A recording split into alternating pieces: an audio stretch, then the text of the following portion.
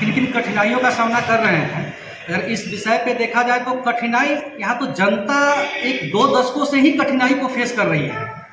और हम इस कठिनाई को दूर करने के लिए ही आए हैं यहाँ कि आज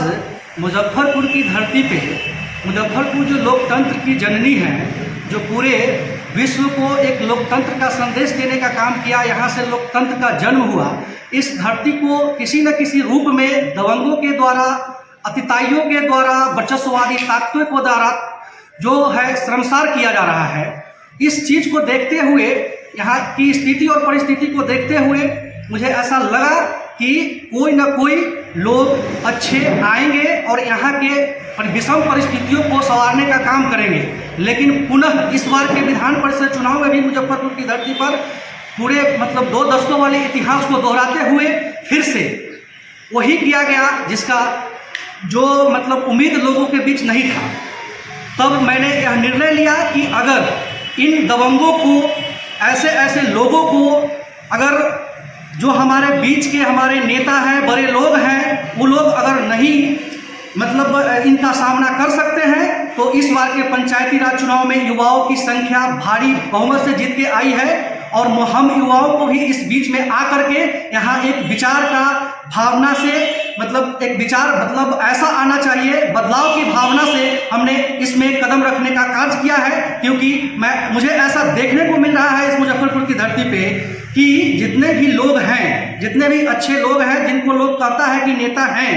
उन वैसे वैसे नेताओं पर जो पूरे मुजफ्फरपुर का दारोमदार टिका हुआ है, वो किसी न किसी रूप में अगर देखा जाए तो दबंगों के चंगुल में फंसे हुए हैं, दबंगों के कब्जे में है पूरा मुजफ्फरपुर की सारी तंत्रें, सारी संस्थाएं, सब कुछ, सारी शक्तियां जो है उनके मकर जाल में जकड़ी हुई है और उसे वो जकड़े हुए हैं। कोई भी डेवलपमेंट का कार्य हो नहीं पा रहा है। एक बहुत बड़ा प्रश्न है आपके सामने, जैसा कि पूरी खबर बन चुकी थी कि मुजफ्फरपुर से वीआईपी कैंडिडेट के रूप में आप उभरते हुए विधान परिषद चुनाव में आगाज करेंगे, ऐसा क्या कारण हुआ कि आपको मुकेश सहनी द्वारा आपको सपोर्ट सहयोग नहीं मिल पाया? निस्संदेह मुझे पार्टी सुप्रीमो से आदेश मिला था और मैंने उस आधार पर अपना एनआर भी कटवाया। और आपने देखा होगा कि सोशल मीडिया पर भी मैंने इन सारी चीज़ों को डाला और लोग इससे रूबरू हैं, लोग जान भी रहे थे। और यहाँ तक कि जो राष्ट्रीय अध्यक्ष जी थे हमारे माननीय मंत्री श्री मुकेश सहनी जी, उनका भी क्लियर कट आश्वासन मुझे मिला था कि यहाँ से मुझे अपना चुनाव लड़ना है। बैलेट पेपर में नाम, फोटो, एक कुछ और चीज़ रहता है, उसके बाद खाली जगह रहती है। उस खाली जगह में जितने भी कैंडिडेट, मान लेते हैं कि 4 कैंडिडेट खड़े हैं, अगर उसमें पहला नाम इंजीनियर ब्रज बिहारी का है, दूसरा नाम XYZ का है, तीसरा नाम राम का है, चौथा नाम अगर श्याम का है, तो